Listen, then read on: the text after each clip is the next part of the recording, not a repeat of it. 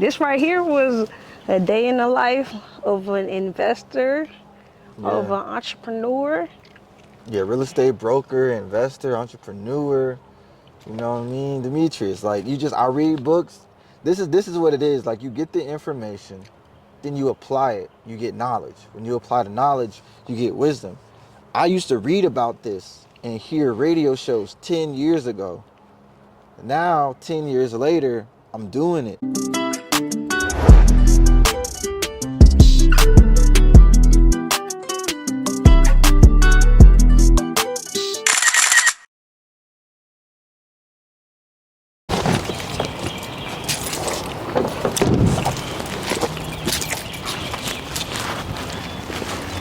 Yo, what's All right, up? cool. So, glad I got you here today. So, this is the house, this is the property. So, I'm Demetrius. This is my property here. My tenant, they just moved out maybe like last week, right? So, I got this house for sale. We're gonna take a look at it. We're gonna see what it's like inside, and then also why it looks like this. So, you can see there's some stuff in the yard. There's like some debris, some stuff, the trees here. All of this is because the tenant, they just moved out like last week. So they didn't take all of their stuff with them. So now I have to clean up the house. So hopefully in like a little bit, you'll be able to see what the house looks like cleaned up. But this is pretty normal whenever a tenant moves out that you got to do some turnover stuff. So this is the house. It's 3 bedroom, 2 bath. I bought this house in 2017 for $40,000. Oh my God, that was a steal. That was so good. That's dope. 40K? 40K. Man, that was a steal. Like that was dope. So take me back to that process of you deciding to get this property for 40,000. Like how did you do it? So I had got my real estate license. So since I already had my real estate license, I could look and see where the houses were selling for more than what they bought them for. For the renovated houses, I could see that they were selling for double, triple what I was going to pay for this house, which was 40,000. So this house was right there, like in the sweet spot, but it wasn't soon enough in the market for it to be like the regular price. So I bought it for 40,000 because I knew in a year or two that it was going to be worth what all the other renovated houses are going to be worth around here. So now today I'm selling this house for 217,000. Oh my gosh, bruh. That is like a return on your investment times like I don't know, but that's a return on your investment right there. Yeah, I'm That's um, dope. I'm super excited to have it happen because not only did I get to buy the house, I lived here for like 2 years. Then I moved out and I had a tenant living here for like 2 years. So now they just moved out. Like you see, it's kind of like they left like their trash can and some stuff around here. So I'm gonna get this place cleaned up in like the next 30, like in the next day, really probably like next 2, 3 days. And then I'm gonna get like the walls like repainted how they need to be repainted. Like this the 1 bedroom. He left a lot of stuff in there. And this a master right here. So the master, it has a bathroom in the room. So I'm just gonna get it cleaned up, like get the baseboards repainted, finish up the walls, and then it's gonna be even easier for me to sell it because after I sell it, I'm gonna go buy some more houses in Mississippi. Oh, okay. So is Mississippi right now is that the next emerging market to invest in?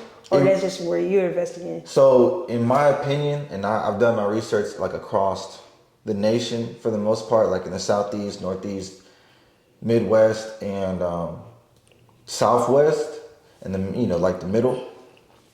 That's definitely the market to be in because a house over there in Mississippi, where I'm going to Jackson, Mississippi, is $15,000. Oh wow. So when I sell this house, I'll probably walk away. I got a mortgage for like 100,000, so I'll probably walk away with like 100 something thousand dollars. I'm gonna go over there to Mississippi and buy at least like 2 houses. Buy a house for like 15,000, put like 10,000 in repairs and stuff into it, maybe 15, so all in for 30,000 for the house, for one house, 30,000, And I'm talking about with a fence, with water filter, security camera, and looking just like this too. This 1,000 square feet. This 1,100 square feet, 3 bedroom, 2 bath, but 30,000. So that's definitely a good market. There's some challenges there, like they have that water crisis. So I'm gonna be putting water filters into the homes and security concerns. So I'm building fences and security cameras. But all in all, it's definitely the next market for me to invest in because I have the temperament for it. So this one here, I got it listed right now for sale, 217,000. I'm just waiting to get an offer in, and I expect to get an offer in the next 30 days, and then be out of here in like the next 60 days, or have it sold in the next 60 days. So right now, I mean, it's really just I'm about to meet the tenant here and do a walkthrough with her on why the house didn't look like this when she moved into it. Like there weren't like stains on the walls, or there wasn't all this stuff here, and that I have to get all that stuff fixed or repaired or repainted or whatever, so that it looks like what it looked like when she moved into it. So that's like in the next like 30 minutes. But other than that, though, I mean, you have any questions? Yes. Like when did you get into real estate? You started off as a real estate agent. Yeah, so I had got into real estate. So that was like in 2016. Yeah, so what happened was I had just got back from the military because I was in the reserves. And so I actually was in a car accident. And so in that car accident, I broke both my legs. I got hit by an 18-wheeler on Fulton Industrial. And so, fast forward 2 surgeries, wheelchair, crutches. 9 months later, I got a settlement. So while I was in a wheelchair, I was studying for my real estate license because I'm like, I'm about to get this money. I'm about to flip this money into some real estate. Like, I'm going to be ready. So I got my real estate license. And then I was like, I don't even know what I'm doing. Let me sell a couple houses. So I just sat on the money for like another 6 months. And then I was just selling houses, cold calling, door knocking, doing all that type of stuff. Sold like 6 houses. Then I was like, all right, I'm ready. I'm gonna buy me a house. I came over here and I bought this house in 2017. Oh, bet. That's real dope, and like that's inspiring. So, you didn't even let your accident stop you from reaching your goals. It like made you. Would you say it made you go harder? Like you was like all the radio. I had to go hard. You know what I'm saying? Like it's life or death. It's like that's my life. There's no way I'm gonna get this and then fuck it up. Like I gotta go use it for what I want to use it for. Cause I could have died. Like I'm definitely about to take it, flip it, capitalize on it, and really go get my goal. Cause I'm like, when you almost die, you really think about like what's really important, what's really gonna set me up. What do I really need to do? So I was like, I need to get this house, buy multiple houses, because I have more than just one house, have that passive income so I can keep working on my life and building my life. So it definitely made me go harder because I was like, there's no way I'm about to squander this opportunity. Like, I got to just get it, learn how to spend the money, and then like learn what to do with the money when I get the money. And then when I get the money, learn how to manage it so I can keep it, maintain it, sustain it. So I bought this house. I was living here for like 2 years. I got to replace the roof. Like when I first bought this house, I had like bad contractors, and they were replacing the roof. They didn't know what they were doing, so they took the roof off. They didn't put a sheet over it, and it rained that night. So when it rained, the whole ceiling caved in here. Oh damn. So I was like, yo, this is crazy. Like the whole ceiling caved in and everything dropped to the floor. So I had to fire those guys, get some new people, and now you see there's a ceiling in here. But when I moved into it had fell in. So it's like, it looks new, it looks cool or whatever, but it don't just happen over like night.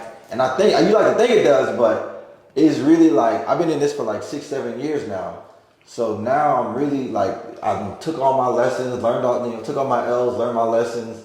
Now I'm about to go repeat the process and go from having one house to 2, 3 houses, 4 or 5 houses, and run with that. Facts. So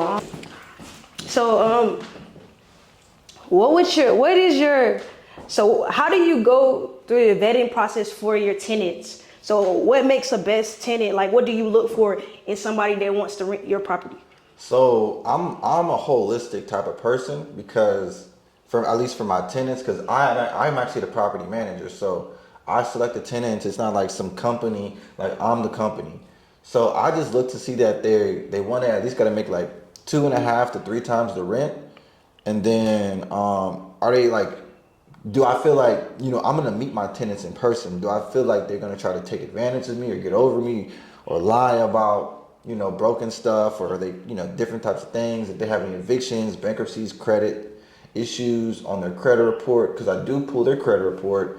I do call their job to verify their income, and then also I call their references. So I do pretty thorough, but I'm a holistic person. Like if someone is trying to get a new job or they had a bankruptcy like a long time ago, I'm not gonna just deny them like some of the bigger apartment complexes would, because I mean I get it. Like, they're just like me. They're just trying to get a place to stay. It doesn't have to be like it shouldn't be so hard if you had a bankruptcy and that was like that was a while ago. So I mean, I just took be good people I'll get along with, and that's it. Yeah. So there's a difference between like I do make some money off of the mortgage or off of you paying the rent, but there's still a mortgage. So if you don't pay the rent, I can't pay the mortgage, and then I have to like they foreclose on the house, right? So then everybody loses. So yeah, people who, I mean, I had a guy in here who was like that. I was doing Airbnb. I did him a favor. I was like, look, you paint this room, I'll let you stay here for a week for free. He was like, all right, cool, bet. He painted the room. Then he came back to me and he was like, oh man, I talked to my friends and I feel like I should get more money for the room than what you gave me. And I'm like, I didn't give you any money for the room. I gave you a week of rent for free because you couldn't afford to pay the money. So you can't ask for more money and renege on the deal. So I was like, nah, you gotta go. But he ended up like staying here for like squatting for like a couple of months while I was getting him evicted. Cause he's like, he even said out his mouth, I'm a crab. I'm like, who says What? that? Yeah, no, that's wild. So I was like, yeah, I got him evicted. Like, and he even showed up in eviction court. He was like, my mom's a lawyer. I'm like, go stay with your mom then. Yeah, your mama's a lawyer, then you doing that. It's like, I'm like, I don't even know if his mom is a lawyer. I'm like, is she a lawyer? Why can't you stay at her place? Stay at her house. Yeah. Dude was like 26 at the time. I think I was 23 at the time. I was like, this is crazy. Cause he thought because we were friends that I didn't need the money. Yeah. It's like, I still need the money to pay my bills. Like Right. everybody has bills. Yeah. So you can be friends all day, but you can't not pay your bills. Exactly. Like, duh. Yeah, exactly. So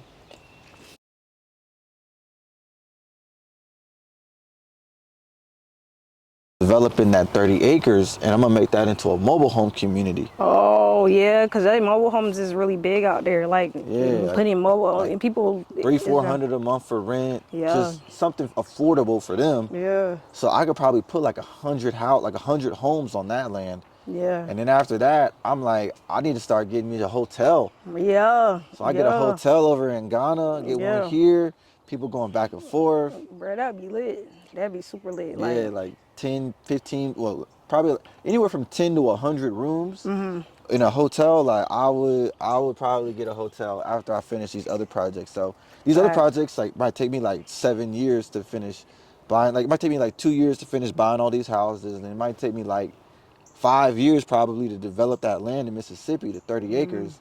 Then after that's done, I'm gonna be like, I already been going back and forth to like Ghana, South America. Like I want to go to Suriname. Oh yeah, I heard about the Suriname. You heard about Suriname? Yeah, oh yeah, because at the Black Wall Street, I met the guy that had the book, the You met- Suriname. yeah, he gave me the book, too. The book, yeah. I got Because I the never book. heard of it until I I know, was like, yeah. oh, it's a place. Wow, that's dope. The whole black people had their whole culture Yeah. out in Suriname when they went Yeah. to South America. So I was like, Yeah. I gotta go check that out. Yeah. For the diaspora. So Right. then if I could be like back and forth between like, got a hotel up here, Yeah. got a hotel in Ghana, got a hotel in Suriname, then people like, okay, like my thing is, where am I gonna stay at when I get to Ghana? Because I don't know any like, there's no like brand name. Like for instance, like Hilton Hotel. Yeah. Like Hilton got a hotel like Yeah. in China. They got one in like Brazil probably. So like it's like that's a recognized, that's a family name people Yeah. know about. So they, okay, I'm gonna stay at Hilton when I get to wherever it is. Like I just Fact. know that they're good for it. So we don't have anything like that for like, Yeah. oh, where am I gonna stay when I get to Egypt? I really don't know. Like I Yeah, really don't know. you gotta research. Yeah, you're Yeah, right. it's no like network already put in place. Like, oh, okay, yeah, I'm gonna get to Ghana, stay at the Wilson. I'm gonna come to Suriname. I'm gonna be at the Wilson, or Yeah, I'm gonna be in Atlanta at the Wilson. It's yeah, like if I can do that, get a hotel here, yeah, there, then people from Ghana can come to Atlanta. They already have a place. They already know they're solid. They can stay there. Then if they want to go to see, their heritage in South America, they could just go out to the Wilson in South America. yeah, And so part of my goal is to like get to all the continents. I just haven't been to Africa and Australia. yeah, So, but it starts here though. Like if I can yeah, execute on this, when I execute on this, have all the right contractors in place, contracts, have the right people on the team. I'm gonna take this house, sell this house, probably at least buy 2 houses, rent those out. Like I was renting this out for 1,200. yeah, So when I sell this and I go buy those 2 houses in Mississippi for 30,000, I probably rent each one out for 800. So now I went from making 1,200 with one house to making 1,600 with 2 houses. yeah. Then when they go up in value, they might go from 30 to 60. I just double my money. How do you feel about Atlanta right now? 'Cause, like right now, this is prime location. This is a real Atlanta. This is well, we is on the Yeah. west side right now. This is a Yeah. real Atlanta house. This is west side of Atlanta. Like when I first moved in, it was gunshots, boop, all at night, boop, boop, boop. People, I had a bike. I had my bike, Yeah, and my neighbor, he a crackhead. My neighbor was a crackhead, yeah, and he was like, hey, you don't wanna leave that bike outside, man. People steal bikes. yeah. I came out the next day, my bike was gone. Oh yeah, no, that's how I lost my first bike too when I was a little kid. But So I went over there. I knocked on his door. I was like, "Hey, you see my bike? I know you. I know he took it. I know he took it. Like, he told you, yeah. I heard something Before that night it before too. I was like, I heard some moving. I was sitting in my living room. I heard some moving. I was like, was. I didn't go outside though, Yeah, but I should have, cause I would have found it. I had a dog too. I would have let my dog bite his ass. But now all that's gone though. Like they done moved out. The crackheads moved out. So these guys, they just bought this house over here. The little drug dealers across the street, my cousin used to like, cop from them. yeah. Shout out to Cuzzo. They done moved out, so they don't even live there no more. And so then it's like, it's just people buying houses now. Like Yeah, all like the rough part is really gone. Like, yeah. It's gentrification. So how do you feel about like the gentrification that's going on? Do you feel like it's positive or like you feel be like negative or just in general, just your opinions in general, like how you feel about so it? I feel like gentrification, like that word, it's a real word, like it really happens, but for me in my culture, I don't feel like it's gentrification because we get all the benefits. Like when the Yeah, property value goes up, I get the benefit. My neighbor who's been living there for 70 years or 50 years, yeah, he been living in that same house for 50 years. He gets the benefit of it. So, and then when I sell the house, I get the money. So the money stays in the community. yeah. So I don't really call that gentrification. I call that appreciation, True. market appreciation. So like I bought this house to resell it. Yeah, Now it's time to resell it. So exactly. I took the risk back in 2017 when it was the West Side. Bankhead is right up the street. MLK is right over here. Fulton Industrial is right over there. And so it was rough, but I took that risk. But I'm still here though, so I can't say gentrification. I just got to say that I appreciated it. You know Yeah, what I mean? I've been in this location. yeah, So I brought the property value up. I built this fence, replaced the roof, painted, put the doors in, put these screens in. I planted some trees over here.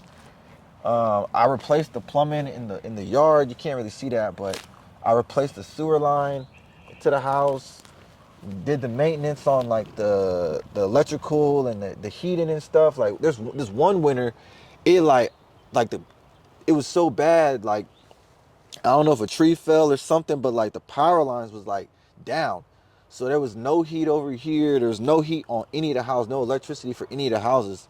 So we actually went to the neighbor's house and he had a little fire going and we were just sitting around the fire, just, chopping it up. But like I got the AC fixed from when that happened. So, I put money into this house, even Yeah. more than just what I paid for it. I probably put an extra at least 10,000 Yeah. on top of the 40 over time, just getting it taken care of. Because I know the yard was 3, the fence was like 2, then some more of the plumbing was probably like another 2, and then like electrical stuff. So probably another $10,000 over time, over 5 years, which is decent. Like that's cheap, really. So now it's just time for me to sell it. Like I don't have a line of credit on it because I bought this house cash. But when I do my next house, it's like I'll renovate them and then I'll get lines of credit on them. So the line of credit is it just turns your house into a credit card. So now the house worth 200,000. The line of credit is you got a $200,000 credit card that you can go spend on like Oh, so that's repairs. what that means. Yeah, they put the credit, Oh, they secure the credit card with the house, the value of the house. So I just refinanced it and pulled out 100,000 because I needed to pay my mortgage because I was about to be in foreclosure. So I just paid up my mortgage, not in foreclosure anymore. It was a win. So, but next time though, when I buy these houses cash in Mississippi, I'm gonna just have them with no mortgage because having no mortgage is great. Like it's easy. You ain't got to do no work. I mean, you got to work, of course, but it's no pressure to go to work. It's just like you just yeah. got to pay a light bill and water bill Oh, and your yeah. taxes.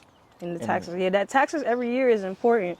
yeah, Like, people lose their houses from not paying taxes. So remember that, y'all. Like, yeah. taxes Like important. when I refinance this place, like when you own the house, like you just have to pay your tax bill when they send it to you. But like whenever they sent it to me, I was short on cash. Yeah. So I never paid it. So it was Yeah. like 5 years of unpaid tax bills. Oh. And they was like, we about to auction your house off at the tax sale. And it was only like $12,000, which is like, I mean, that's a lot of money if Yeah, you this don't is have a lot of, if you don't yeah. have it. That's a lot. Like somebody be So like, bro, you gotta have 12,000 by Friday. Your house is gonna be yeah, gone. yeah. So like that's like it all like played in together because I had refinanced it, got that 100,000 out, and just paid my taxes.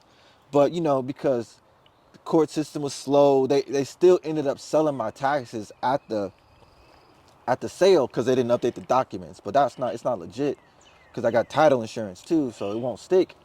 But they ran the taxes up from 12,000 to 75,000. Oh, what? That's wild. So pay your taxes because like if you lose the house, now you gotta pay the taxes, the 12,000, and what they bid it up to, like the 70,000 on top, just to get the house back.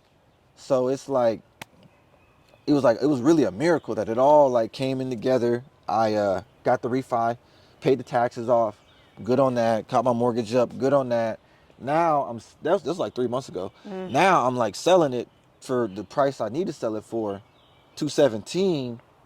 I'm gonna walk away with like 100 something thousand, 100,000 plus, and just go give me some more houses. So, rinse and repeat, but it's gonna be quicker. I'm gonna do it better. I'm gonna improve more. I learn better.